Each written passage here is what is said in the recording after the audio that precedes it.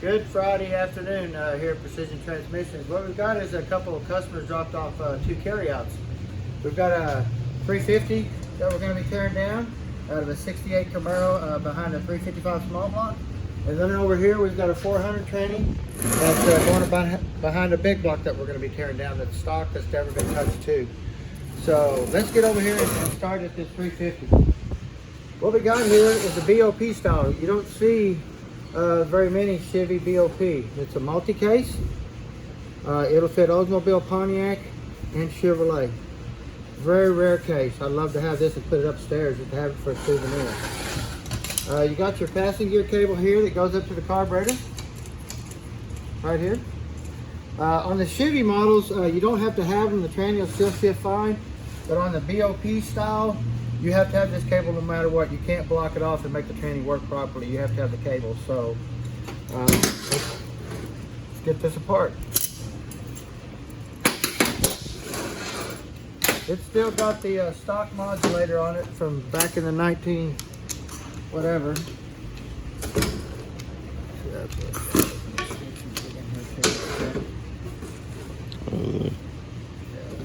Lines, there you go.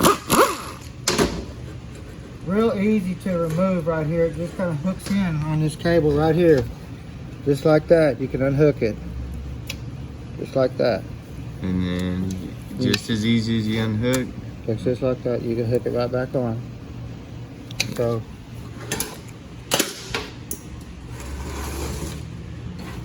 we're going to take the 1-2 accumulator out here on the side first. This here softens the second gear shift. I'll get that out of there. Get out with that one.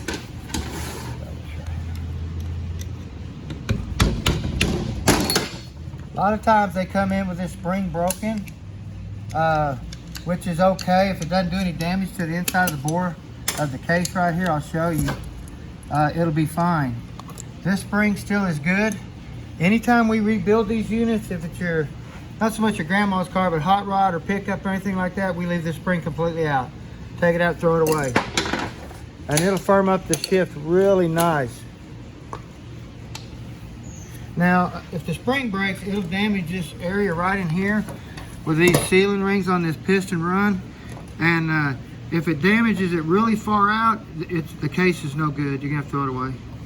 Now, if it damages it just so far out, we can block that piston in far enough where it'll never come out and touch the bad area, but you just got to be professional to know how to set the depth on this piston to keep it from touching.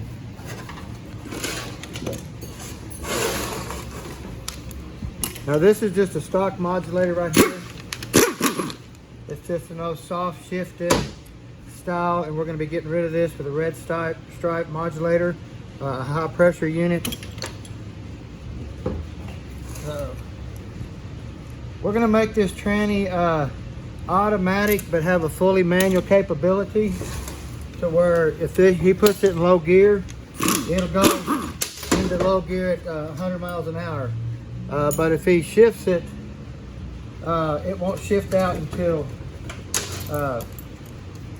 he moves the shifter.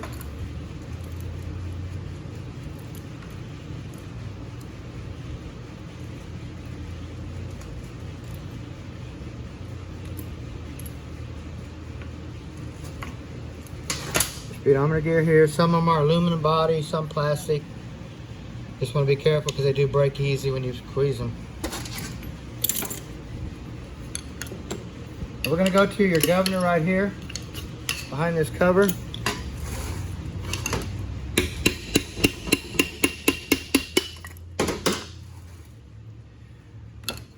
This is your governor right here. You're going to make sure your gear's in good shape. This one here, you can actually see the gear starting to move on the governor end. You see that pin's about wore out right there. So we always put a new gear on here anyway, and you want to make sure that these ain't wore out on these lands right here, scuffed up. Now if you want to make this tranny fully manual, what we do is we take and TIG weld these fingers out right here on both sides where they don't move. They're stuck out like this. And then we take and TIG weld this one and this one right here to these bodies where they don't move either, where they're stuck out solid like that, and then put it back in. Okay, and then I'll show you the other modification we do inside to the valve body that makes it a fully manual too. So let me get this apart.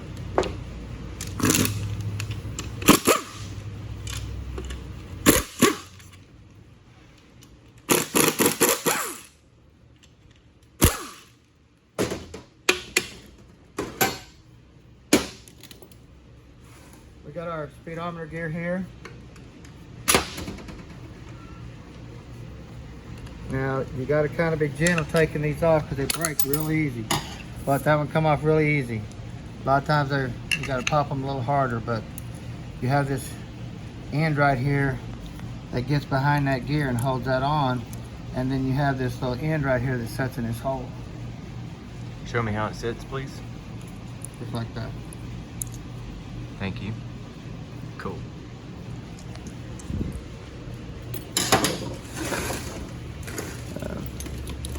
Now this was your modulator valve. I did pull out of here too. I forgot to show you. That goes in this bore right here.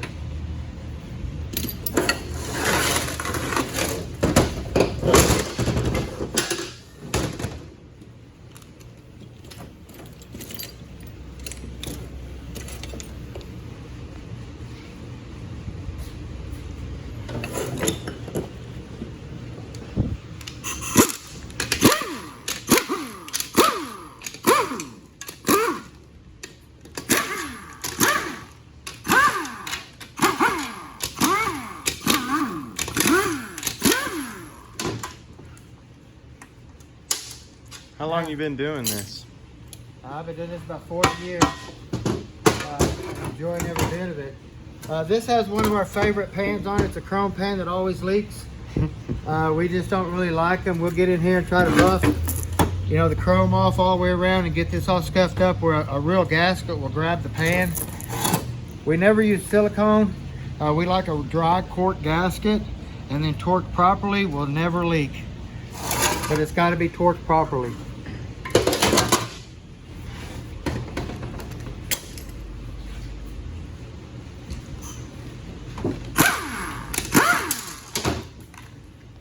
Started off R&R back in the day, right? Yep, started pulling trannies in and out. And then they got me to start building them and stuff, and all I did was build shelf units for the shelf, and they would take them out and put them in cars and stuff like that. So I enjoyed doing that for about 4 years, and then I started working for another gentleman, and I ran his shop for 8 years, and then I opened my own business. So we've been very successful. This is a metal screen filter. It's still in good shape. A lot of the 350s are plastic or metal. They are cleanable. Some of them have a felt. Very seldom see a felt. This is a red rag lint right here. Is what that is. This train's probably been into before, but this is the lint that comes off of a red rag. We do use red rags here too, but we don't have this issue because we clean each individual part and put it in the tranny. So the red rag never touches the part. It's only used for when tear down. So now this is your passing gear lever right here. It pushes in on this valve right here, what we call. You push the gas pedal down, it pushes here, pushes this button in. Now when we modify this right here, when we get rid of the cable, what we do, this is a 2-stage valve right here. It goes about so far and stops, and then goes into a secondary spring right here. What we'll do, we'll take this rod, wrap it around this bolt, but we'll pull it right down where it's right before that second stage on that spring, and we'll anchor that down just like that, and then we'll plug the passing gear hole. That way you can get rid of this. But there's two stages. It's there, and then it goes into another one. So right before you get to that second stage, take that rod, bend it around that bolt, and tighten it down.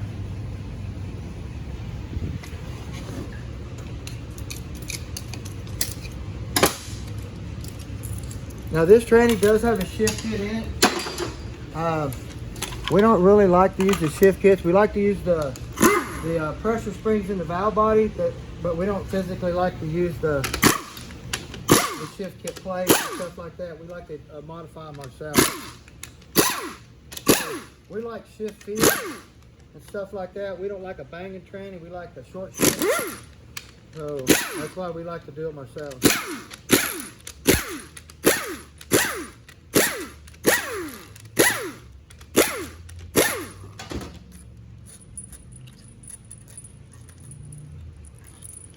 Now this thing's, let's see. Yeah, it does have a shift kit in it, I can see it. So they make variations of colors of these shift kit springs right here. They make them yellow like this one, or they make them red. The factory ones are black or blue, but this is a high pressure spring here, and I'll show you the shift kit of it here. A shift kit will have a gold plate like this one here. The factory will just be a metal plate. This is your valve body here. This is your pressure regulator valve here. This is where your pressure spring will go. Now, I want to go back to where we make this thing fully manual again, or give it the fully manual capability. This valve right here, what we do is we block this valve right here forward. Now what we do is, to make it easier for us, we can go in here and TIG weld that valve right there where it doesn't move. And once you do that, you can leave the modulator, or excuse me, the governor stock, and it'll be a fully manual tranny, but shift manual, or excuse me, shift automatic when the shifter is put in drive. But when you pull it down to low gear, it's going to go to low gear at 70 miles an hour, and it's not going to shift out until you move the shifter when you weld this valve. No matter what you do, if you mess with the governor or not, this is really the valve to weld up. And then when you weld the governor, you can make it fully manual where it won't shift on its own at all. You have to move the shifter itself. Every time. Every time. So that, half manual, both fully manual. Fully manual. Now, all my videos are not coursed or anything like that. We just do them live. So if I make a mistake on saying something, I try to correct what I say. We are very busy around here. So now this is an upgrade right here. This is a shift kit, what I'm talking about. I'll show you. What they did is they channeled the fluid going to the third gear clutch. The piston in the third gear clutch is a 2-stage piston. It's got sealing rubber rings in there to separate the piston apart. So when they put this in there, you use the full piston to apply the high gear clutch instead of just part of the piston. Now we don't do this modification here. We do it a different way. That way we don't have to purchase the shift kit. We do all of our modifications, and it works just fine. We don't have any issues. So this here is your engine brake band servo right here. Fluid gets in here, and you pull your shifter down to second gear. A manual low brings on your band around the drum in here. You really got to watch these 350 gaskets too. This is a case gasket. It has all the holes up here. If you look at the valve body gasket, which I'm not do with it.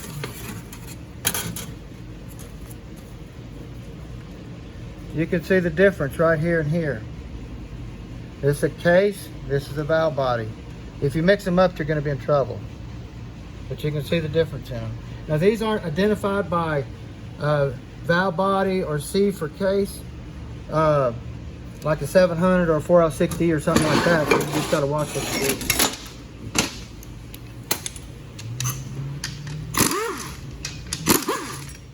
You got your parking assembly here. And then we're going to get into the pump. Now,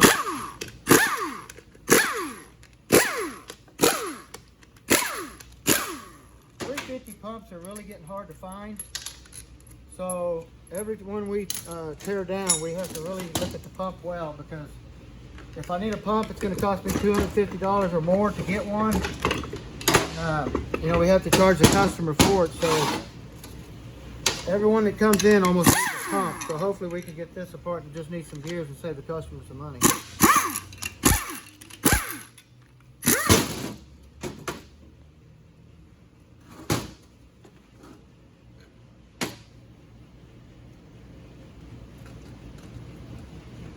Now this pump's going to be wiped out. I'm not going to be. You can see the side to side. You can see it squishing it first. You can see here, it's just grinded it all up right here. So the pump's no good. You can see the rutting all the way through here with the metal. Just chewed it all up. So we'll put a remanufactured pump in it, because they'll want this one back as a core. and they'll go in here and bore this and put oversized gears and stuff in it. And the same way with this stator here. You know, it's wore plumb out, screwed. What happened is, it looks like to me they misstabbed it at one time, or broken flywheel or something like that, probably what got this pump. But what we got here, this is your intermediate piston that comes out and applies your second gear clutch right here. Now, anytime it goes into second gear, this piston is trying to push the pump plumb out of the tranny. So the harder you make it shift into second gear, the more likely it's capable of trying to shove that pump out of the tranny. So we never leave the wave out of here like these people did. They stacked. Well, this is one I want to show you here, people. Yeah. I love tearing these apart and seeing this stuff. Now, we leave the wave out, and they put it in, but they put it against the clutch. Now, if you take this out, put this in like that. Everybody took it out. Yep. And then the wave goes against the steel like that. We always leave the wave in because second gear clutch is so big that you don't need it to shift hard. Because if you make it shift hard, it'll break this sprag right here. This is a one-way bearing, and it'll just break it. If you put a trans brake in it, you have to upgrade this sprag because it's going to shift so hard anyway. So, that's a good one there to see that the wave always goes against the steel. It never goes against the clutch in any tranny made.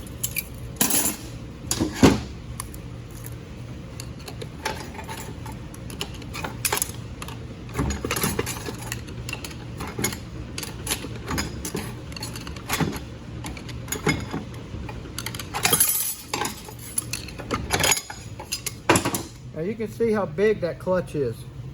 It's like an Allison clutch. It goes in an Allison or something. Great big old clutches. So you don't have to make them shift hard by leaving this wave out. You're already leaving this spring out here to firm up second gear already. It goes behind this cover. Remember I showed you that. So once you leave that spring out, you're automatically firming up second gear by doing that. So leave your wave in, and it'll save this bearing right here from breaking. So here we got the engine brake band that comes out. Looks really nice. You can tell these people don't do much manual shifting, because normally you do a lot of manual shifting, you'll see this band get a little bit burnt. Because what it does, it helps support this bearing right here. This bearing spins one way, will not spin back. And when this band comes on, that's what that helps support, helps that bearing lock. So.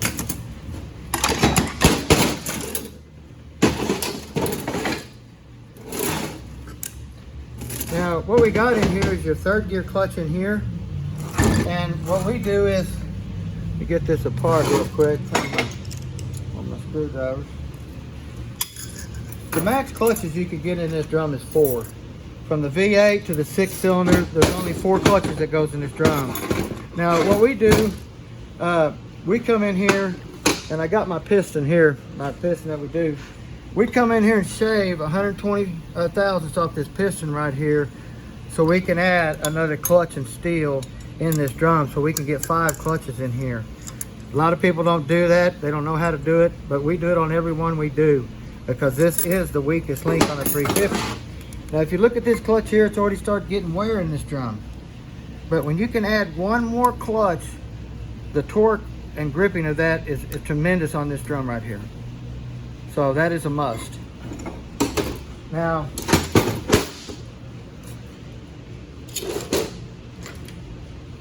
when we go to a trans brake style, this is my screwdriver. Right there, the black handle. Yeah. When we go to a trans brake style, we get rid of this style drum and go to a 34 element sprag drum. Anytime these squeak, you know that drum's a cheap drum. It's not the best, the 34 element drum. So you can take this apart and pull that out, and all you have is so many rollers helping that lock that way. When we go back with a, let me see if I can find it.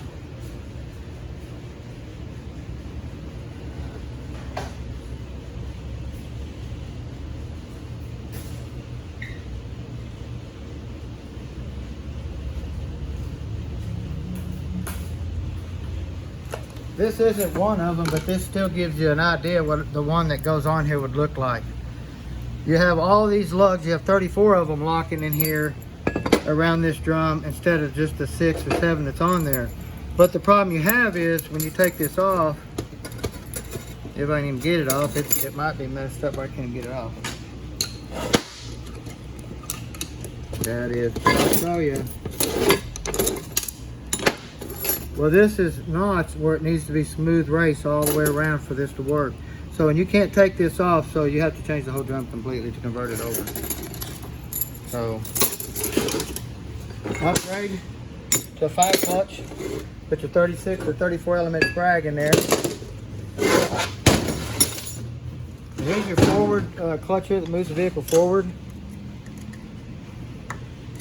Oh, that's screwed up, though.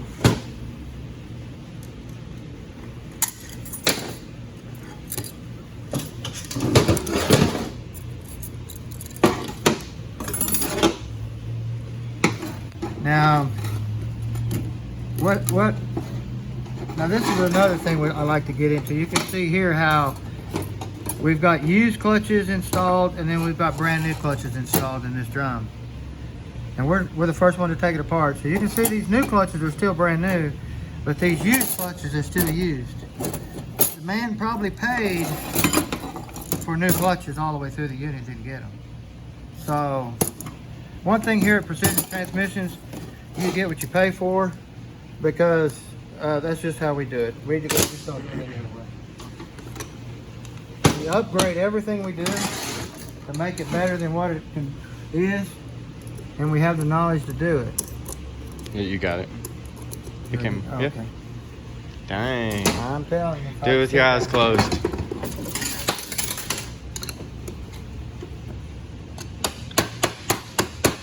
I mean, 40 plus years. He still amazes me every day, guys. I'm 28 years old. We both learn from each other every day.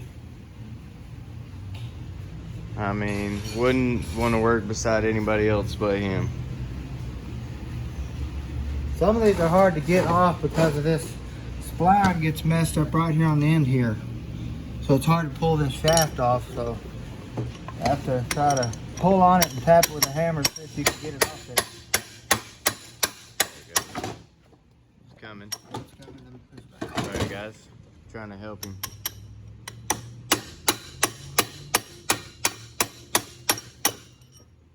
Almost got it. We're getting close. There we go. go. So it's not that the splines are bad in here, it's that this drum probably touched right in here somewhere and touched down in here and messed this up right here just on the end. See? And even the snap ring can mess it up enough too. So you just want to get it out, inspect it, see what you got.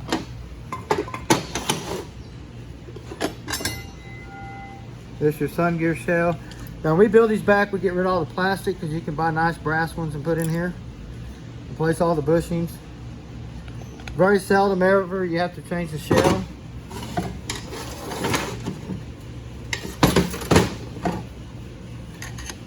Now, anytime you put the snap ring back in, you got this case anti-rattle spring right here. You want to make sure you put this in here. You never want to put this snap ring over that right there.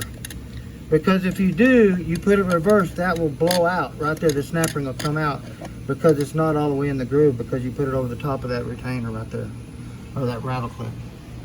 So you're going to make sure you don't do that. Real simple mistake. You'll get the tranny all the way in, put it in gear, and next thing you know, you lose reverse, and you're going, what happened?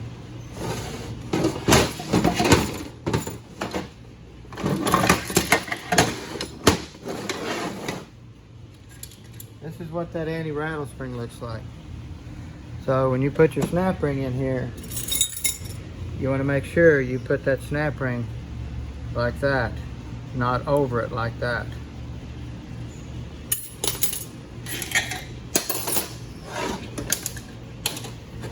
This is your low reverse clutch here that moves the vehicle reverse and manual low. So we'll get this out of here. When this clutch comes on and your third gear clutch here comes on, you back up for reverse. So if you lose your third, you lose reverse. So we got a 4 clutch here, which is fine, it will hold up good. You can go with a 5 clutch by putting a different piston in it, but it does have, looks like all new clutches here maybe. Really hard to tell. It does have the narrow sprag in it. They make a one-way bearing like this, but it's a lot wider. It's about as thick as, the bearing is about this much wider here, and it takes a different holder to hold it.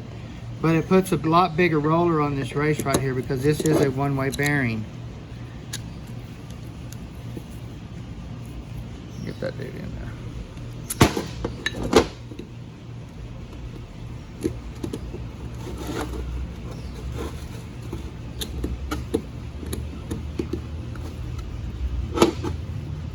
Maybe, there we go. There we go. So it spins that way, it will not turn back. But they do make a bigger system that will go in there. So that is a big upgrade. So we'll get this tranny here cleaned up, put back together the new bushings and clutches and stuff in it, put our 5 clutch high gear piston that we machined down, get that done, and get it back to him so he'll be happy. Also, we're going to go into another unit real quick and tear down that we got into so we can order parts for it today. We're going to tear down this 400 really quick. So stay tuned and hang on.